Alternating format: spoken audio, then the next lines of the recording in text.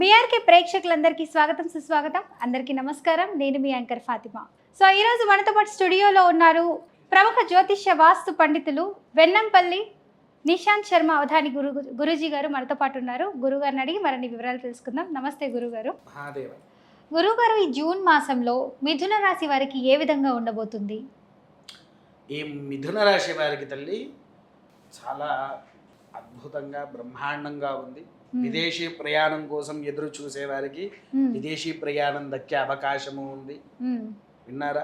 రెండవది వచ్చేసేసి ఆరోగ్యపరంగా కానివ్వండి, ధనపరంగా కానివ్వండి, తర్వాత కుటుంబ కలహాలలో ఉండేటువంటివి కానివ్వండి. కొంతమంది అన్నాతమ్ముల గొడవల్లో ఉంటారు. ఆ గొడవల్లో ఉండి అన్న తమ్ముడితో మాట్లాడకుండా, తమ్ముడు అన్నతో మాట్లాడకుండా ఉండేటి వాళ్ళు ఉంటారు. చూసావా తల్లి? వాళ్ళు కలుసుకునే అవకాశము, గొడవలన్నీ మర్చిపోయి దగ్గరగా వచ్చేటువంటి అవకాశాలు కూడా ఉన్నాయి. విన్నారా?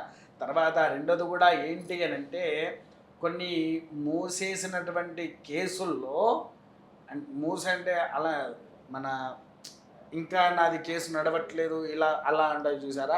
ఆ కేసుల్లో విజయాలను పొందే అవకాశాలు కూడా ఉన్నాయి. ఆ కేసుల్లో కూడా మంచి పురోగతిని కూడా పొంది సకల యోగాలతో వాళ్ళు విరధిల్లుతూ ఉంటారు. తర్వాత ఇంకొకటి కూడా ఏంటి అంటే, వీరికి శుక్రుడు అధిష్టానంలోకి వస్తున్నారు కాబట్టి శుక్ర గ్రహం వలన కొద్దిగా ఆడవాళ్ళతో ఇబ్బంది ఉంటుంది అంతే తప్ప మిగిలినది ఎటువంటి నష్టము అనేది కూడా జరగదు.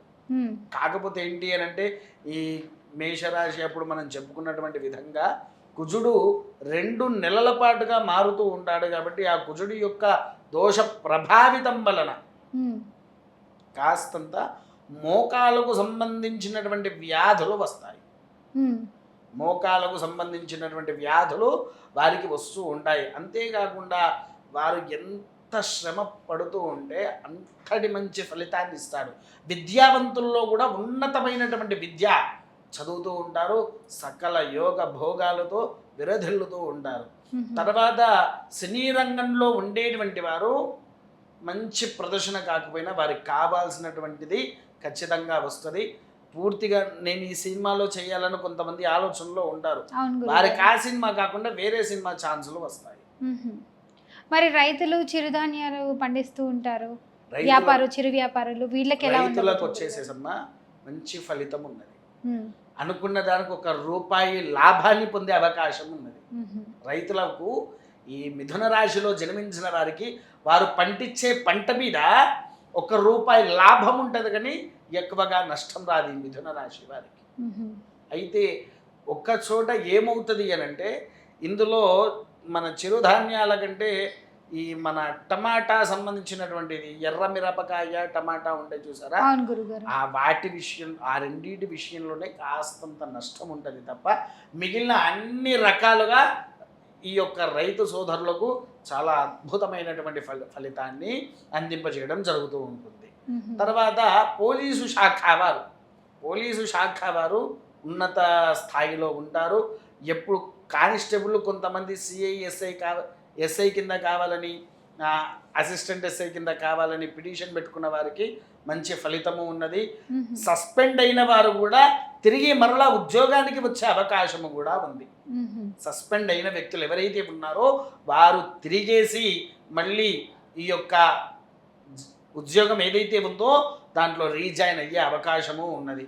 సైనికు సోదరులకు కూడా మంచి ఫలితము వస్తుంది. సకల యోగాలతో ఉంటారు.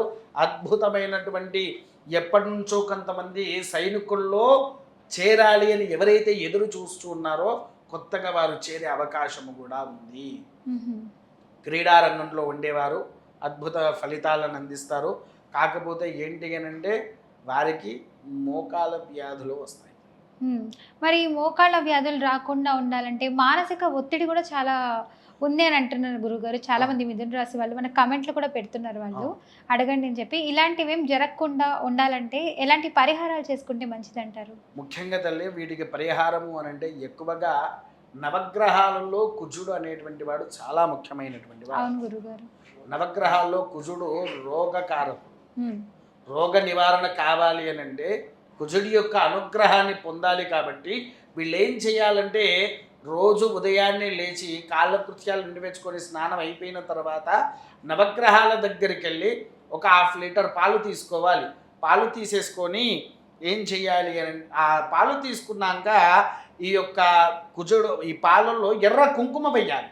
పాలలో ఎర్ర పాలలో కుంకుమ. ఎర్ర కుంకుమ వేసి బాగా కలపాలి. కలిపిన తర్వాత అది తీసుకుపోయి కుజుడికి అభిషేకము కూడా గావించాలి. ఉమ్, కుజుడికి అభిషేకము కనుక చేస్తే కుజుడి యొక్క అనుగ్రహం వలన ఈ మిథున రాశి వారికి కుజగ్రహ అనుగ్రహం వలన వాళ్ళల్లో వచ్చేటువంటి రోగ నిరోధక శక్తి పెరిగేసి సకల యోగాన్ని అందింపజేస్తారు. ఉహు, తరువాత ఇంకోటి కూడా ఏంటి అని అంటే, ఇందులో రాజకీయ పరంగా ఉండేవారు ఉన్నారు. అవును గురుగారు. రాజకీయ పరంగా ఉండేవారికి కూడా ఉన్నత శిఖరాన్ని అందుకుంటారు. ఉన్నత శిఖరాన్ని అందుకొని సకల యోగాలతో విరధిల్లుతూ ఉంటారు. ఉహు, విన్నారా? ఇంకో విషయం కూడా ఏంటంటే, అయ్యా మరి వీళ్ళు చేయవలసింది కేవలం కుజగ్రహ యొక్కదేనా, ఇంకా వేరేమని ఉన్నదా అంటే, ఇంకో పరిహారం తల్లి. రోజు ఉదయాన్నే సూర్య నమస్కారం గావిస్తూ సూర్యాష్టకం కానివ్వండి, ఆదిత్య హృదయ పారాయణం. ఉహు, ఆదిత్య హృదయ పారాయణం ఒకవేళ చదువు లేని వారు ఉంటారు, ఆదిత్య హృదయము ఏదైనా యూట్యూబ్లోనన్నా అది టైప్ చేసి పెట్టేసుకుంటే అది పారాయణం వస్తూ ఉంటుంది. నీ ముందు ఇలా పుస్తకం పట్టుకొని ఆ వాక్యాలను చదువుతున్నా ఆ సూర్యుడి అనుగ్రహం వలన నీలో ఉండేటువంటి రోగము నివారణ అనేటువంటిది జరుగుతూ ఉంటుంది. ఉహు, ఒకటి, మోకాల నొప్పులకు ముఖ్యంగా వాళ్ళు కుజగ్రహానికి ఎర్రపాలతో అభిషేకం చేసిన తర్వాత ఎర్ర బత్తులు దొరుకుతాయి. ఎర్ర వత్తులు. బత్తులు కూడా ఎర్రవి దొరుకుతాయి. ఉమ్, ఆ ఎర్ర బత్తులతో కుజగ్రహాన్ని దగ్గర దీపం వెలిగించి 11 రోజులు 11 ప్రదక్షిణాలు చేయించండి కుజుడి. ఉమ్, చేస్తే ఉన్నత యోగ్యతను పొంది సకల భోగ భాగ్యాలతో విరదిల్లుతూ ఉంటారు. ఉహు. చాలా చక్కగా చెప్పారు గురుగారు. ధన్యవాదాలు. మహాదేవ.